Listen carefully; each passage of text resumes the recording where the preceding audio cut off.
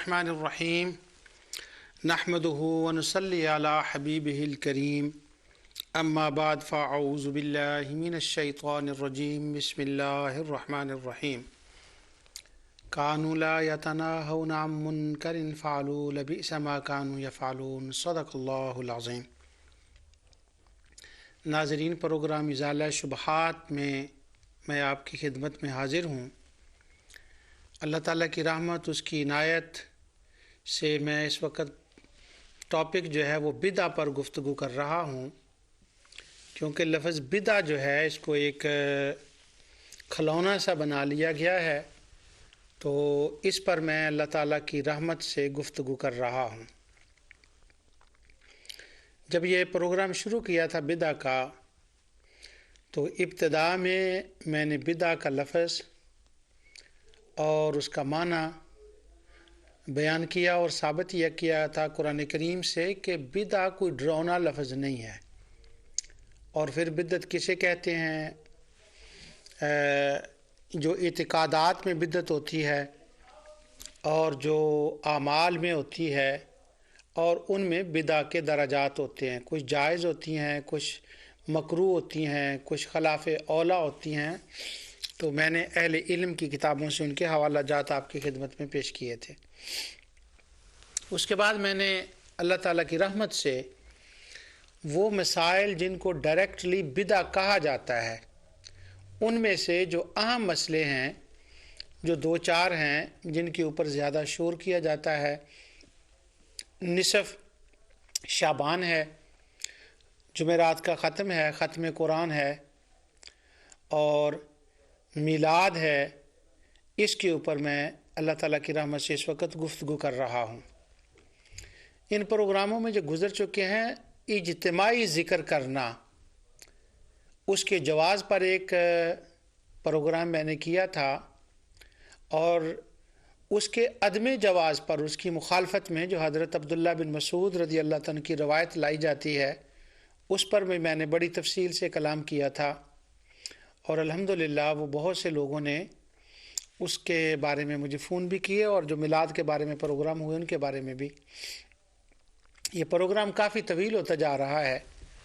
تو آج میں میلاد النبی صلی اللہ علیہ وسلم کے موضوع پر ہی گفتگو کروں گا، لیکن اس کا اینگل جو ہے، اس کا سٹائل ذرا دوسرا ہوگا۔ وہ یہ ہے کہ جب میلاد النبی صلی اللہ علیہ وسلم کی بات ہوتی ہے، اس کی مخالفت کی بات، تو جو اس کے نہ ماننے والے ہیں اور میلاد کو بدعت کہنے والے ہیں، وہ کہتے ہیں کہ یہ سرے سے کام ہی جائز نہیں ہے، یہ سرے سے کار خیر ہی نہیں بنتا۔ اور جو میلاد کے منانے والے ہیں اور جائز کہنے والے ہیں، وہ یوں کہتے ہیں کہ یہ کہنا کہ یہ کار خیر نہیں بنتا، یہ تو بہت زیادتی ہے۔ تو پھر وہ قرآن کریم سے اور احادیث لاتے ہیں اس مسئلے کے اوپر کہ کیا نبی کریم صلی اللہ علیہ وسلم کا ذکر کرنا یہ کار خیر نہیں ہے؟ مہمانوں کو کھانا کھلانا یہ کار خیر نہیں ہے؟ حضور پر درود پڑھنا یہ کار خیر نہیں ہے؟ تو اس طرح سے وہ قرآن کریم اور احادیث سے مختلف آیات اور احادیث سے استدلال کرتے ہیں، لیکن ان کا اس وقت یہ مطلب نہیں ہوتا کہ ربیع الاول کے مہینے میں خصوصاً اور 12 ربیع الاول کے دن اس حیت کے ساتھ یہ پروگرام کرنا جائز ہوتا ہے، کیونکہ مثلا وہ جب یہ آیت پڑھیں قرآن کریم کی کہ انبیاء علیہ السلام کی جو ولادت کے دن ہوتے ہیں، وَسَلَامٌ عَلَيْهِ يَوْمَ وُلِدَ، کہ سلامتی والا دن ہوتا ہے نبیوں کے ولادت کا دن، تو پھر وہ آگے سے ہمارے شبہ ڈالنے والے دوست اعتراض کرتے ہیں، یہ آیت تو صحابہ اکرام تابعین نے بھی پڑھی تھی، تو انہوں نے 12 ربیع الاول کیوں نہیں منایا؟ تو یہاں ایک بہت بڑی غلط فہمی ہوتی ہے کہ جو اہل علم اس آیت پڑھ رہے ہوتے ہیں اور جو اس سے استدلال کر رہے ہوتے ہیں، وہ خصوص اور مخصوص اور حیت اور کیفیت کی بات نہیں کر رہے ہوتے، بلکہ وہ اس سے پہلے عمل کی بات کر رہے ہوتے ہیں کہ شبہ ڈالنے والے کہتے ہیں یہ تو کار خیر ہی نہیں ہے، تو اس کے کار خیر ہونے کے وہ دلائل دے رہے ہوتے ہیں۔ ایک ہوتا ہے اس کا کار خیر ہونا، اور دوسرا ہے ربیع الاول میں خاص کر کے اس کیفیت اور حیت کے ساتھ میلاد کا کرنا۔ میں نے اللہ تعالیٰ کی رحمت سے زیادہ جو کوشش کی ہے وہ ربیع الاول کے مہینے کے اعتبار سے ہے، اس پر علماء کا کیا نظریہ ہے۔ دوسری بات یہ ہے کہ میلاد کی مخالفت میں ایک اور سبب ہوتا ہے جو ایکسکیوز بنایا جاتا ہے، وہ یہ ہوتا ہے کہ میلاد کے اندر کئی غلط باتیں آ گئی ہیں، تو اس لیے یہ میلاد کرنا سرے سے ناجائز ہے۔ تو اس کا جواب ہمارے علماء ہمیشہ نور ٹی وی سے اور دیگر چینل سے، کتابوں میں، تحریروں میں، تقریروں میں یہ بیان فرماتے رہتے ہیں کہ اگر کوئی چیز کوئی غلط کام کسی چیز کے اندر داخل ہو جائے تو اس چیز کو ختم نہیں کیا جاتا، اس غلط کام کو ختم کیا جاتا ہے، لیکن ہمارے شبہ ڈالنے والے دوست اسے آڑ بنا کر وہ میلاد کو ختم کرنے کی کوشش کرتے ہیں کہ یہ سرے سے یہ جائز نہیں ہے۔ پھر اس کا ایک نتیجہ بڑا غلط بسا اوقات ہوتا ہے کہ چونکہ مخالفین نفس میلاد کے مخالف بات کر رہے ہوتے ہیں کہ میلاد ہی غلط ہوتا ہے، اور وہ ایکسکیوز دے رہے ہوتے ہیں کہ یہ دیکھیں اس میں یہ غلط ہے، یہ غلط ہے، یہ غلط ہے، قطع نظر اس کے کہ وہ چیز بھی غلط ہوتی ہے کہ نہیں، لیکن ان کا مقصود اس وقت اس چیز کا غلط ہونا نہیں ہوتا، ان کا زور تو یہ ہوتا ہے کہ میلاد کو غلط ثابت کریں۔ تو ہمارے علماء کئی دفعہ ان باتوں سے ذرا وہ اس کے اوپر اتنا زور نہیں دیتے کہ ہاں یہ بات واقعتاً غلط ہے اور اس کو غلط کہنا چاہیے، یہ کہتے ہیں، یعنی اس کا یہ مطلب نہیں ہوتا کہ علماء اس کو غلط نہیں کہتے یا وہ غلط جانتے نہیں ہوتے کسی غلط بات کو جو شریعت کے خلاف ہوتی ہے، بلکہ وہ اس وقت جب اس سے مخاطب ہوتے ہیں مخالف سے، تو ان کی نظر ہوتی ہے کہ اس کا مطلب یہ باتیں غلط باتیں نہیں ہیں، اس کا مطلب اصل میلاد ہے۔ اس کی مثال میں آپ کو دیتا ہوں۔ عید کا تہوار ہے، سال میں اللہ تعالیٰ نے ہمیں 2 عیدیں جو شرعی عیدیں ہیں وہ عطا فرمائی ہیں، اور استحبابی اور عیدیں جو ہیں وہ باعتبار برکت کے اور باعتبار خوشی کے وہ ہم عید میلاد النبی صلی اللہ علیہ وسلم کو بھی عید کہتے ہیں، جمعے کو بھی عید کہتے ہیں۔ تو وہ جو دونوں عیدیں ہیں، چھوٹی اور بڑی عید، یہ بالکل ایک وہ دن ہے جو پورا روحانیت کا دن ہے، اللہ تعالیٰ کے قریب ہونے کا دن ہے، لیکن کیا جب عوام کے ہاتھ وہ دن آتا ہے تو عوام اس دن کے اندر جو کچھ اعمال بجا لاتے ہیں یا کرتے ہیں تو کیا علماء اس کا رد نہیں کرتے، اس کو غلط نہیں کہتے؟ ہم کہتے ہیں کہ وہ چیزیں غلط ہوتی ہیں، عیدوں کے خطبوں میں بھی بیان کرتی ہیں، لیکن کیا اس کا مطلب یہ لے لیں کہ چونکہ عید کے دن لوگ فلمیں گانے لگا لیتے ہیں اور لوگ اسراف کرتے ہیں، کپڑوں کے مقابلوں میں آ جاتے ہیں، روحانیت کی طرف زیادہ توجہ نہیں ہوتی، تو ان وجوہات کی بنا پر ہم عید کو تو غلط نہیں کہہ سکتے، عید تو عید رہے گی نا، ہاں ہم یہ کہیں گے کہ یہ چیزیں غلط ہیں۔ اسی طرح میلاد النبی صلی اللہ علیہ وسلم کی جو محافل ہوتی ہیں ان کے اندر اگر کسی کے خیال میں کوئی غلط بات ہو تو اس بات کی اصلاح کرنی چاہیے، نہ کہ میلاد کو ہی غلط کہہ دینا چاہیے۔ اور بعض وہ چیزیں ہوتی ہیں جن کو غلط کہا جاتا ہے کہ یہ غلط ہے، تو وہ تو غلط ہوتی بھی نہیں ہے۔ مثلا میلاد النبی صلی اللہ علیہ وسلم کے حوالے سے ایک یہ بات ہوتی ہے کہ یہ کھانا کیوں کھلاتے ہیں؟ اب یہ بتائیں کہ کھانا کھلانا تو ثواب کا کام ہے، قرآن و حدیث میں اس کا بیان ہے، مہمان نوازی کرنا اس کا بیان ہے، تو وہ تو شریعت غلط ہے ہی نہیں،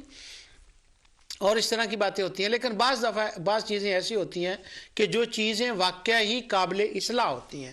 آج میں آپ کے سامنے، اور ممکن ہے کہ اگلے پروگرام میں بھی میرا یہ دل چاہ رہا ہے کہ میں اس پر بھی تفصیل سے ذرا گفتگو کروں۔ اللہ تعالیٰ نے تو توفیق دی ہے، مجھے موقع عطا فرمایا ہے، اپنا کرم کیا ہے، اور نور ٹی وی کے سٹیج سے میلاد کے دلائل اور اس کا بدعت نہ ہونا، جب یہ سب چیزوں کو میں نے بیان کیا ہے تو جہاں جہاں کہیں کوئی کمی ہوتی ہے ان کی بھی نشاندہی میں کر دوں، تاکہ یہ بھی اللہ تعالیٰ کے قرب کا سبب بنے، اور ممکن ہے کہ کہیں جہاں وہ کوئی غلط بات ہو رہی ہے، واقعتاً اگر ہو رہی ہے تو اللہ تعالیٰ اس کی اصلاح فرما دے اور اللہ تعالیٰ ان کے دل و دماغ میں یہ بات ڈال دے۔ سب سے پہلی ایک مسئلہ ہے وہ یہ کہ جہاں تک میلاد النبی صلی اللہ علیہ وسلم کی اصل کا تعلق ہے وہ تو بالکل جائز ہے۔ اب جو منکرات باتیں، جو غلط باتیں ہیں جن کو کہا جاتا ہے، ان میں جو میرے علم میں آئی ہیں، اور پہلے اس سے یہ میں بات کہہ دوں کہ وہ غلط باتیں وجود میں ہی کیوں آتی ہیں، اس بات کو ذرا دھیان سے سنیں اور اس کی طرف توجہ دیں کہ غلط باتیں وجود میں کیوں آتی ہیں۔ اس کا سبب یہ ہوتا ہے کہ کوئی بھی شرعی دن جو ہوتا ہے خوشی کا اسلامی دن جو ہوتا ہے اس کا ایک طریقہ منانے کا وہ ہوتا ہے جو اہل علم کرتے ہیں، اور اہل علم اس کو مقرر کرتے ہیں کہ اس میں یہ ہونا چاہیے۔ جیسے میں نے امام عبداللہ الکامل کی کتاب آپ کے سامنے پڑھی، حافظ سیوطی کی، اور سب لوگوں کا میں نے بیان کیا کہ میلاد اصل کیا ہے۔ میلاد یہ ہے قرآن، تلاوت قرآن، نعت خوانی اور تقریر اور دعا اور مہمانوں کا کھانا، اور یہ سارا سال جائز ہے، سارا ربیع الاول جائز ہے، اور خصوصاً میلاد 12 ربیع الاول کو بھی جائز ہے۔ اگر علماء جب یہ کام کریں گے تو ان کا دھیان سب سے زیادہ اس بات پر ہوگا کہ اس کے اندر اشاعت اسلام کا کتنا پہلو غالب ہے۔ ان کا دھیان اس طرف ہوگا کہ جو نعتیں پڑھی جا رہی ہیں ان نعتوں سے کیفیت کس طرح سے پیدا ہوتی ہے۔ ان کا دھیان اس طرف ہوگا کہ جو کھانا کھلایا جائے اس کے اندر زیادہ تکلف نہ ہو، وہ سادہ ہو، اور میلاد کا کھانا ہو، اور یہ نہ ہو کہ ایک دن پکا کے پھر سال بھر اس کا انتظار کریں کہ کب وہ دن آئے۔ نہیں، میلاد ربیع الاول میں بھی 12 کو بھی سارا سال منائیں، اور سادگی کے ساتھ اس کے کھانا ہو جس کے اندر مہمان نوازی ہو، کیونکہ یہ دین کا کام ہے، اور دین کے کام سادگی سے ہی اچھے لگتے ہیں، اور ان میں کنٹینیوٹی، تسلسل ہونا چاہیے۔ یہ نہیں کہ 12 ربیع الاول کو کر لیا اور سال کے بعد۔ تو علماء اس کے اندر یہ چیزیں نوٹ کریں گے۔ لیکن اتفاق یہ ہوا ہے، یہ بدقسمتی کہہ لیں یا مجھے معلوم نہیں کہ یہ کیوں ایسا مسئلہ ہو گیا ہے، اور جو چیزیں میں سمجھتا ہوں کہ یہ اس وجہ سے ہوا ہے ان کا آج کے موضوع سے تعلق نہیں، ممکن ہے میں اگلے بار اس کا بیان کر دوں۔ کہ جہاں تک محفل میلاد کرنے کا تعلق ہے تو محفل میلاد کی جو کمیٹیاں بنتی ہیں ان میں عموماً وہ لوگ ہوتے ہیں جو دین سے باخبر نہیں ہوتے، اور ان کا ایک اپنا ذوق ہوتا ہے، اس کا نام رکھ دیا جاتا ہے میلاد کمیٹی۔ اب وہ میلاد کمیٹی جو ہے نا وہ اس کا اہتمام کرتی ہے۔ اب وہ جو میلاد کمیٹی ہے ان کے اندر اگر عالم نہیں ہوگا، مفتی ان کے اندر شامل نہیں ہوگا، عالم سے وہ مشورہ نہیں کریں گے، مفتی سے وہ مشورہ نہیں کریں گے، تو پھر وہ کیا کریں گے کہ میلاد ایک اچھا کام ہے، اس کے اندر زیادہ سے زیادہ ذوق پیدا کرنے کی کوشش کریں گے، زیادہ سے زیادہ لوگوں کو اکٹھا کرنے کی کوشش کریں گے تاکہ لوگ آئیں میلاد سنیں۔ لیکن ان کے ذوق کے اندر بہت چانس ہے کہ کوئی ایسی بات داخل ہو جائے کہ جو شریعت اسلامیہ کے ساتھ شریعت اسلامیہ کے مخالف ہو، یا کم از کم بہتر نہ ہو، جن میں نمازوں کا ٹائم ہوتا ہے، فلاں چیز ہوتی ہے، ان کی ایک دو میں مثالیں دیتا ہوں آپ کو۔ تو چونکہ وہ اہتمام کرنے والے ایک عالم سے مشورہ نہ کریں یا نہیں کرتے، اس وجہ سے بعض دفعہ وہ بعض چیزیں جو ہیں ان کے اندر وہ آ جاتی ہیں جن کا میں ذکر آگے کرتا ہوں۔ لیکن جہاں علماء کا تعلق ہوتا ہے، جہاں علماء انوالو ہوتے ہیں، وہاں کوئی غیر شرعی چیز کا سوال ہی پیدا نہیں ہوتا۔ اس کی میں ایک دو مثالیں دیتا ہوں آپ کو۔ نور ٹی وی ہے یا دیگر اسلامی چینل ہیں، ان کے اوپر جب میلاد النبی صلی اللہ علیہ وسلم کی محافل ہوتی ہیں تو نور ٹی وی کے سٹیج سے وہ جو محافل ہوتی ہیں ان میں تلاوت قرآن، نعت، تقریر، دعا اور اشاعت اسلام مقصود ہوتا ہے، محبت مصطفیٰ کی باتیں ہوتی ہیں۔ غلط کام کا اس میں چونکہ علماء بیٹھے ہوتے ہیں وہاں سوال پیدا نہیں ہوتا۔ اسی طرح جن مساجد کے اندر علماء اہتمام کرتے ہیں وہاں بھی کوئی ایسی بات داخل نہیں ہوتی، اور یہ باتیں کہاں داخل ہوتی ہیں؟ جہاں علماء کا عمل دخل ختم ہوتا ہے اور لوگ اپنے ذوق کے مطابق کچھ کرنے لگ جاتے ہیں۔ اس کی میں ایک دو مثالیں آپ کو دیتا ہوں۔ میلاد النبی صلی اللہ علیہ وسلم کے اوپر لائٹ لگانا، روشنی کرنا، یہ عمل تو جائز ہے، لیکن جب اس کے اندر کیا ہوگا کہ وہ جو جب لوگ اپنی مرضی سے اس کو کریں گے، جو غیر عالم ہوں گے، تو اس کا یہ بھی ہو سکتا ہے کہ وہ اس کو بہت زیادہ کر دیں، حالانکہ اس کی بھی ایک حد ہونی چاہیے۔ حد کا یہ مطلب ہے کہ تمام خوشیاں صرف لائٹیں کر کے نہیں ہوتی، اس کے دینی امور جو دوسرے دینی کام ہوتے ہیں ان کے اوپر بھی خرچ کرنا ثواب ہوتا ہے، لیکن چونکہ ان کا دھیان اس طرف نہیں ہوتا تو وہ ممکن ہے کہ جہاں 10 ٹیوب سے 20 بلبوں سے کم چل جائے، ممکن ہے وہ 100-200 لگا دیں،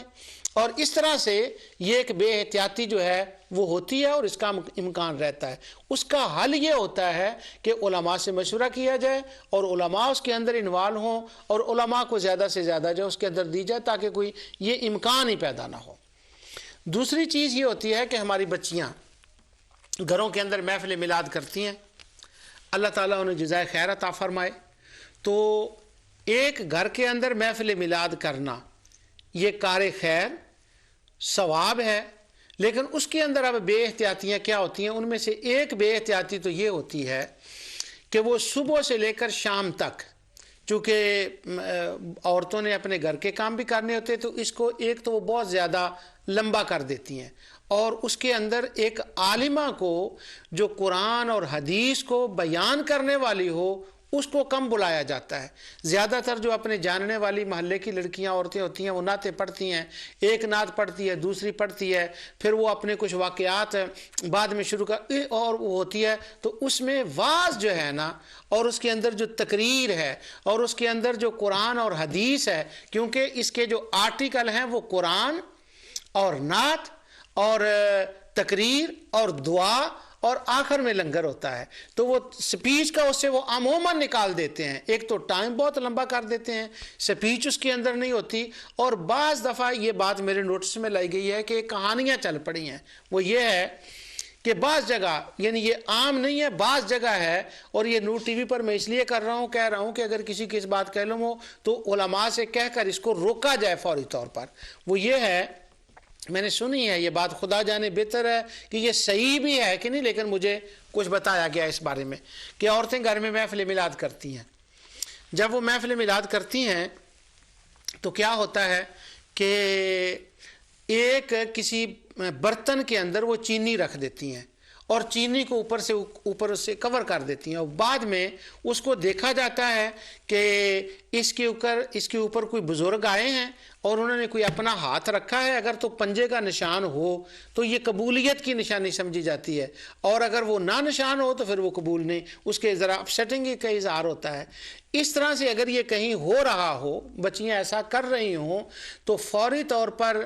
علماء سے بات کریں اور ان کو جمعوں کے اندر اس کا اعلان کرنا چاہیے کہ یہ بالکل غلط بات ہے۔ کسی بزرگ کا ہاتھ چینی کے اوپر رکھنے کے لیے ایسا کرنا یہ نہ محفل میلاد کا حصہ ہے، نہ اس کا تقاضا ہے، نہ اہل علم میں سے اس کو کچھ جائز کہتا ہے۔ ایسی جو غلط خیال ہے اس کو فوری طور پر ختم کر دینا چاہیے۔ لیکن اس کا میں یہ مطلب نہیں لے رہا کہ کسی محفل میلاد کے اندر آقا دو جہاں صلی اللہ علیہ وسلم کی نگاہ کرم نہیں ہو سکتی، اولیاء کرام کا تصرف نہیں ہو سکتا، وہ بات الگ ہے۔ لیکن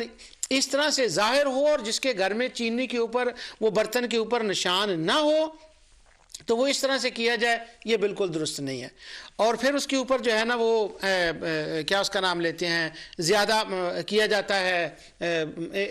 زور دیا جاتا ہے ان باتوں کے اوپر، یہ درست نہیں۔ اس کے بعد دوسری بات یہ ہے کہ جو محفل میلاد کے اندر حاضر ہوتے ہیں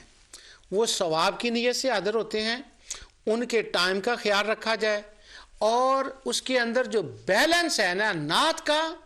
اور اس کے اندر جو بیلنس ہوتا ہے کھانے کا، اس کے اندر جو بیلنس ہے تقریر کا، یہ ضرور اس کے اندر رکھا جائے، کیونکہ جو غلط باتیں ہو رہی ہیں نا ان میں یہ ایک بات ہے، اور اس کا مقصود محض رضائے الہی ہو۔ الحمدللہ لوگ رضائے الہی کے لیے ہی کرتے ہیں، لیکن شیطان بہت خبیث ہے، وہ کسی نہ کسی طرف سے کوئی نہ کوئی چیز اس کے اندر داخل کر دیتا ہے۔ اس کی میں 1-2 مثالیں آپ کو دیتا ہوں۔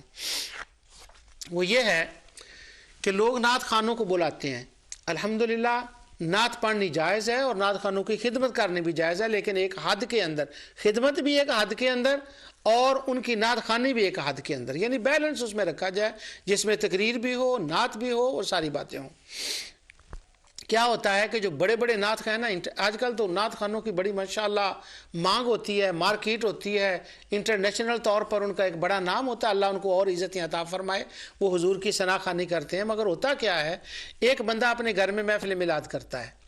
وہ کہتا ہے میں نے فلاں بڑے نعت خواہ کو بلانا ہے، میں نے فلاں کو بلانا ہے، اور مقصد کیا ہوتا ہے؟ پھر بعد میں جب محفل میلاد ہو جاتی ہے وہ کہتا ہے میرا فلاں بھی میرا واقف ہے، میرے گھر میں آیا تھا، فلاں بھی میرا واقف ہے، فلاں میرے گھر میں آیا تھا، فلاں بھی میرا واقف ہے۔ یعنی وہ نعت خوانوں جو انٹرنیشنل مارکیٹ کے نعت خواں ہیں ان کے ساتھ دوستی بن جاتی ہے، ان کے ساتھ کنٹیکٹ بن جاتا ہے، ان کے ساتھ رابطہ بن جاتا ہے، ان کے ساتھ تعلق بن جاتا ہے۔ لیکن یہ ذہن سے بات نکل جاتی ہے کہ میلاد کا مقصد نعت خوانوں سے تعلق، دوستی، کنٹیکٹ نہیں ہے، بلکہ نہ محفل میلاد کا تعلق تو خالق سے کنٹیکٹ کرنا ہے، نہ محفل میلاد کا تعلق تو خالق کو راضی کرنا ہے، وہ تو مصطفیٰ کے ساتھ تعلق ہے۔ اور ممکن ہے کہ اگر کوئی زیادہ جہ میں آ جائے تو وہ لوگوں سے تو تعلق قائم ہو جائے اور نعوذ باللہ خدا اور مصطفیٰ سے تعلق کٹ جائے۔ تو لہٰذا رضائے الہی ضروری ہے اس کے اندر کہ جب یہ کریں تو وہ حضور کے ثنا خوان ہیں، حضور کے بیان کرنے والے ہیں، لہٰذا ان کو بلایا جائے اور ان کے اندر اہتمام کیا جائے۔ تقریر کا پھر میں یہ کہہ رہا ہوں کہ اس کے اندر جو ہے وہ خیال کیا جائے۔ اب کیا ہوتا ہے کہ نعت خوانوں کی جب نعتیں ہوتی ہیں تو بہت لمبا ٹائم ان کو دے دیا جاتا ہے، اور جو اہل علم ہوتے ہیں ان کو اس کے اندر ٹائم نہیں دیا جاتا۔ یعنی تقریر کا کنسپٹ جو ہے تو وہ تو قریب ختم ہوتا جا رہا ہے۔ یہ میں اصلاح میلاد کی باتیں کر رہا ہوں، میلاد منانے والوں سے آج میں مخاطب ہوں، میلاد نہ منانے والوں سے مخاطب نہیں ہوں۔ پچھلے پروگراموں میں ان سے کافی مخاطب الحمدللہ ہو چکا ہوں،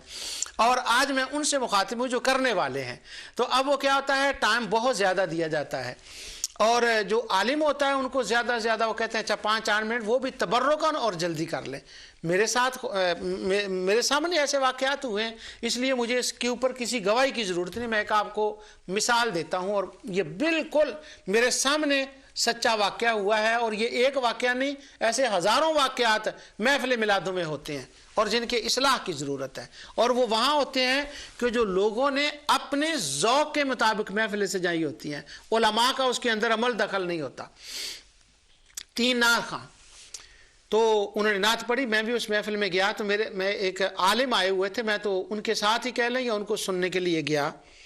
بڑے محدث عالم تھے ماشاءاللہ، عرب ملک سے آئے ہوئے تھے، پاکستانی تھے، وہ کسی عرب ملک میں رہتے ہیں، بڑا حدیث کے اوپر ان کا مطالعہ ہے، بڑے جر و تعدیل کو وہ ایکسپرٹ ہیں، اس کے بہت عربی کتابوں کو انہوں نے ترجمہ کیا، تو وہ محدث عالم ہیں۔ تو ان کو بھی انہوں نے، گھر والوں نے کہا کہ ہمارے گھر میں محفل میلاد ہے، آپ بھی آئیں، برکت ہو گئی، آپ عرب میں بھی رہتے ہیں تو ہمیں بتائیں۔ وہ گئے تو جو نعت خوانی شروع ہوئی، رات کا 1 بج گیا۔ جب 1 بجا تو انہوں نے پھر اس محدث عالم سے جو کتب کثیرہ کے مصنف ہیں، جو کتب کثیرہ کے انہوں نے ترجمہ کیا ہوا ہے، اور عرب دنیا میں ان کا ایک نام ہے، بہت بڑے محدث کبیر عالم ہیں، تو وہ گھر والے ان کو کہتے ہیں کہ اچھا آپ ایسا کریں 5-7 منٹ بیان کر دیں، کافی وقت ہو گیا ہے۔ اب ان کی یہ تو میں سمجھتا ہوں کہ انسلٹ بھی تھی کہ عشاء سے لے کر رات کے 1 بجے تک نعت خوانی، اور وہاں جا کر ان کو ٹائم دیا اور وہ بھی کہا کہ ذرا جلدی کریں۔ خیر انہوں نے صبر و تحمل کے ساتھ کیا کیا، انہوں نے وہ بیان کیا، 10 منٹ جتنا بھی تھا انہوں نے بیان کر دیا۔ اب 5-7 منٹ بیان کرنے کے بعد ایک اور نعت خواں تھے جو کسی دوسرے شہر سے آ رہے تھے، میں انگلینڈ کی بات آپ کو بتا رہا ہوں، تو رات کا تقریباً 1:15 بج گیا۔ اس کے بعد وہ آ گئے، اور وہ نامی گرامی نعت خواں تھے، اللہ تعالیٰ ان کو عزت دے، بڑی اچھی آواز ہے، بہت خوبصورت نعت پڑھتے ہیں۔ جب وہ آئے تو گھر والے حشاش بشاش ہو گئے ان کے چہرے، اور وہ کہنے لگے ہاں آئیں، اب ان کو ٹائم دیں۔ تو پھر انہوں نے نعت شروع کر دیا، اب رات کے 2:30 بج گئے۔ اب 2:30 بجے کے بعد 2:30-3 بج گئے، لوگوں نے صبح کام پر جانا ہے۔ اب خدا کا خوف کریں کہ یہ دیکھیں انگلینڈ ہو جہاں لوگوں نے صبح نوکریوں پر جانا ہے، یا پاکستان ہو، معاف کیجیے گا، ایک عالم کے لیے تو 5-7 منٹ، اور وہ بھی محدث عالم، اور پھر وہ اس کے لیے دوسرے بندے کے لیے نعتیں پہلے ہو چکی تھی، لیکن پھر بھی اس کو 1.25 گھنٹہ، بلکہ اس کو وہ فرمائشیں آتی جائیں، اچھا جی وہ دوسری ایک اور فرمائش۔ اب جہاں محفل میلاد گھروں کے اندر ہوتی ہے تو فرمائشوں پہ فرمائشیں آتی رہتی ہیں، تو اس لیے نعتیں ایک مناسب طریقے سے ہونی چاہیے، اور وہ جو نعتیں پڑھی جائیں ان کے اندر جو کلام پڑھا جائے وہ کلام ہو جو اللہ تعالیٰ کی حمد کا کلام ہو، اور نبی کریم صلی اللہ علیہ وسلم کی ذات جو ہے آپ کی شان کے ساتھ وہ مطابقت رکھتا ہو۔ اب کیا ہوتا ہے، نعت لکھنے والے جو ہوتے ہیں، وہ میں نے پہلے بھی کہا تھا کئی دفعہ کہ وہ عالم نہیں ہوتے، لیکن اللہ تعالیٰ نے ان کو یہ قوت دی ہوتی ہے کہ وہ کافیے سے کافیہ ملا لیتے ہیں۔ ان کے اندر بڑے غلط باتیں ہو جاتی ہیں، اور وہ نعتیں لکھتے وقت کہتے ہیں کہ یہ نعت جو ہے نا یہ فلاں گانے کی طرز پر ہے۔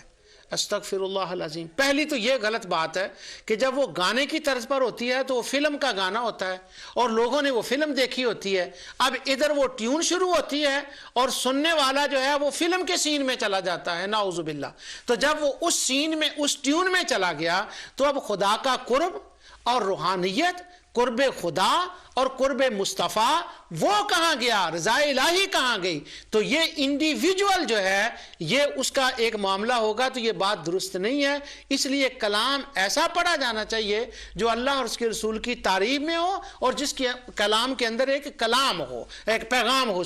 حضرت حسان بن ثابت جب پڑھتے تھے، آپ ان کے اشعار دیکھ لیں صحابہ کرام کے، ان کے اندر ایک پیغام ہوتا تھا کہ یہ پیغام ہے، اور پیغام کے اندر بھی سچائی اور وہ بات جو شان مصطفیٰ کے مطابق ہو۔ ایک شے نعت عام پڑھی جاتی ہے، جب میں سنتا ہوں تو اکثر و بیشتر مجھے بڑی تکلیف ہوتی ہے وہ سن کر، وہ نبی کریم صلی اللہ علیہ وسلم کے لیے نعت پڑھی جاتی ہے۔ اب نہ علماء اس کو ٹوکتے ہیں اور نہ اس کو کوئی روکتا ہے، کیونکہ گھر والے بلاتے ہیں، ٹکٹ دے کر بلایا ہوتا ہے، پیسے بھی دینے ہوتے ہیں، ان کو کون روکے؟ تو وہ نعت پڑھتے ہیں، کیوں آنکھ لڑائی تھی، استغفر اللہ العظیم، نبی کریم صلی اللہ علیہ وسلم کے لیے کیوں آنکھ لڑائی تھی، اب کہاں چھپ کر بیٹھ گئے ہو؟ ایسی وہ کچھ بدتمیزی کے الفاظ ہیں کہ جو رسول اللہ صلی اللہ علیہ وسلم کی شان کے لیے ہیں۔ تو کلام ستھرا ہو، 3-4 نعتیں ہوں، پڑھنے والے اچھے ہوں، ایک اندر کیفیت پیدا ہو جائے، اور جب وہ کیفیت پیدا ہو اس کے بعد علم کی بات ہو، اس سے خدا کا قرب بھی ملتا ہے، مصطفیٰ کا قرب بھی ملتا ہے، علم بھی آتا ہے، اور اگر کوئی آپ سے پھر میلاد کے بارے میں سوال کرے اس کو بھی بتا سکتے ہیں، اپنے اندر بھی ایک بندہ خوش ہوتا ہے، بچوں کو بھی بتا سکتے ہیں۔ لہٰذا نعت کا اور تقریر کا بیلنس جو ہے اس کو ضرور قائم کیا جائے، خواہ وہ گھر کے اندر محفل ہو، خواہ وہ مسجد کے اندر ہو،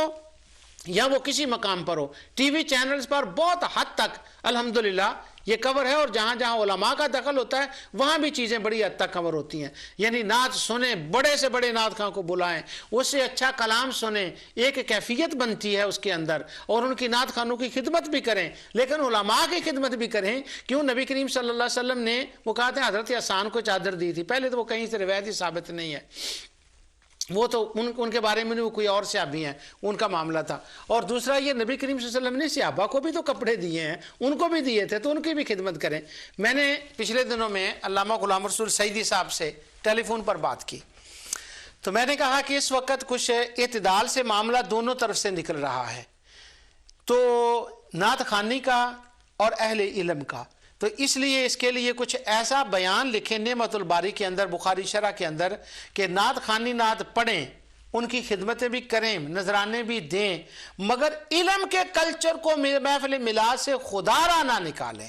انہوں نے مجھ سے وعدہ کیا، تو اب جو نعمت الباری کتاب النکاح کی آئے گی، جہاں ابو لہب و صہیبہ والا واقعات ہے، اس کی شرح میں انہوں نے مجھ سے وعدہ کیا کہ وہ اس کے تفصیل کے ساتھ لکھیں گے، جو کچھ میرے ذہن میں تھا میں نے بھی ان کو بتا دیا۔ نعت پڑھیں، کلام اچھا ہو، لیکن اس کے ساتھ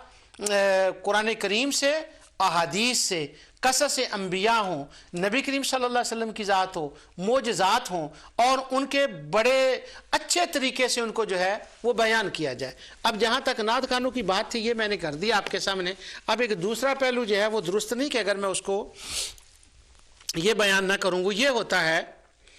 کہ جو تقاریر کرنے والے ہمارے احباب ہیں، جن کو ہم مقررین یا واعظین کہتے ہیں، ان کا ایک مسئلہ ہے، وہ یہ ہے کہ میں ان سے ایک بار تو پہلے 1000 بار میں معذرت چاہتا ہوں، اور اس کے بعد یہ میں بات کرنے لگا ہوں۔ یہ پاک لوگ ہوتے ہیں، بڑے لوگ ہوتے ہیں، تو ان کے بارے میں بات کر کے بھی 100 بار ذرا سنبھالنا پڑتا ہے۔ وہ یہ ہے کہ ہمارے انگلینڈ کے اندر ایک سٹور ہے، ایک نہیں کئی سٹور ہیں، ان کا نام ہے ٹیسکو، کسی کا نام ہے جے سینزبری، سپر مارکیٹ ان کو کہتے ہیں۔ تو وہ جو سپر مارکیٹیں ہوتی ہیں، جو بڑے لوگ ہوتے ہیں، انہوں نے چیزیں بیچنی ہوتی ہیں، لیکن چیزیں وہی ہوتی ہیں، لیکن ان کے بیچنے کے سٹائل اور اپنے گاہک بنانے کے سٹائل جو ہیں نا وہ ہر روز بدلتے ہیں کہ یہ یہاں ونڈو میں لگانی ہے، یہ یہاں سے فٹ کرنی ہے، یہ اس طرح سے کرنا ہے تاکہ اٹریکشن جو ہے نا کشش پیدا ہو. تو وہ سارے سپر سٹورز والے اس کے اندر کمپنیوں والے کشش پیدا کر، چیزیں تو وہی ہوتی ہیں. یعنی اگر جو کسی نے ایک ماچس ہے، فرض کرو ماچس تو ماچس ہی ہے، اس کا سٹائل بدلیں گے. اس طرح جو ایک عالم دین ہوتا ہے اس کو بھی اپنے دین کا پیغام پہنچانے کے لیے اس کے اندر بھی جدت آنی چاہیے. پیغام تو وہی ہوگا، قرآن بھی وہی ہوگا، احادیث بھی وہی ہوں گی، اور وہ مسائل بھی